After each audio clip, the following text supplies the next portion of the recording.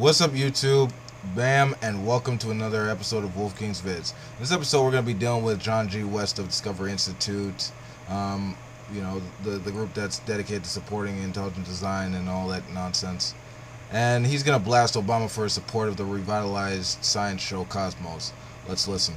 The White House wanted the president to tape, and he did, an official introduction to the series, and producers agreed. Cosmos portrayed religion as the enemy of science, claimed that science shows how life originated through blind and unguided processes, and even compared climate change skeptics to Nazis.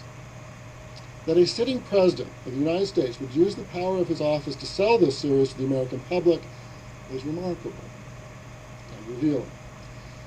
Yet, as I point out in my book, in many ways, the Obama administration's record on science reflects trends that span both political parties and have become ever more pronounced during the last several years.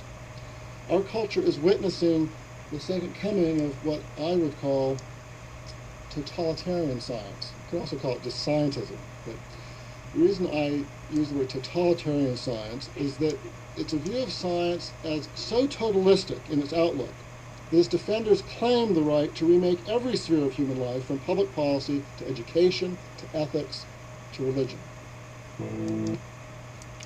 Totalitarian science. Wow.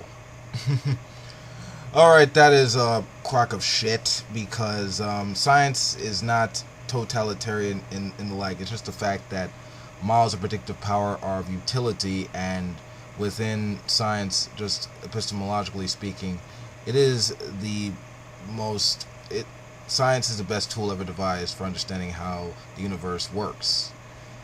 And, just looking at the whole of modern civilization, it is built on the history and achievement of scientific progress, from understanding how species evolved and diversified, through understanding how the stars align and stay on course, and can predict time and stuff like that, through basically developing vaccines to help treat diseases and crops to feed hungry people.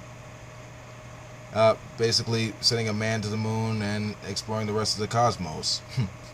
It's really just a matter of, applying our reason and skills to reality, because they're naturally based and developed, and not encouraging and actually ignoring faith, tradition, authority, etc., things like that.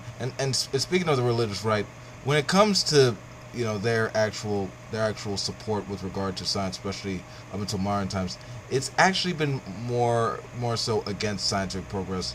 With actually trying to put in creationism alongside evolution in the science classrooms, just trying to support a fundamentalist view or idea or whatever, or denying climate change, saying God gave us dominion over the world, and apparently that he will only be able to destroy the world, or some nonsense, or actually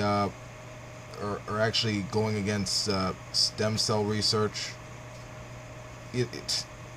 How much anti-progress are we gonna put up with before it's actually just rejected in total? Not in a scientific sort of way, but to where society is actually becoming more secular.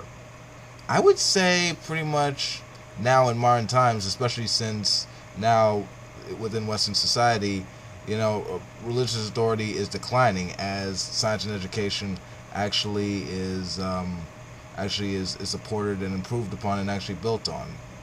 And this is exactly what we're seeing. Models of predictive power are of utility, and as far as science, reason, and education goes, those actually have the means to enhance the potential of our species. And so we're moving towards that, and less towards religion, because that just has nothing but faith, and that's just a dishonest intellectual position to hold.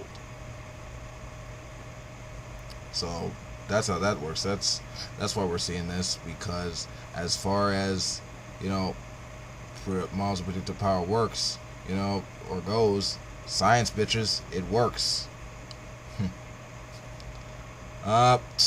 But that's all I gotta say about that.